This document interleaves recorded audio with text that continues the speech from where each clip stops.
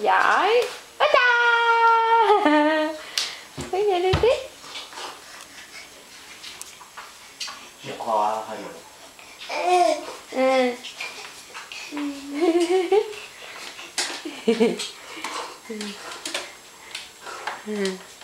Bà đi qua đây với mami nè bà. Đi qua đây. Đi qua đây con. Đâu bà. Mới ỉa đó, con đít cất cả trọng á.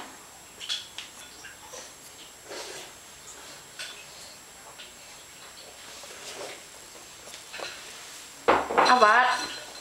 Đi qua đây. Đi qua đây mami cho này nè bà. Đi qua đây. Đi qua đây. Đi qua đây. Con đứng đó làm gì? Hả? Đòi trèo lên hả?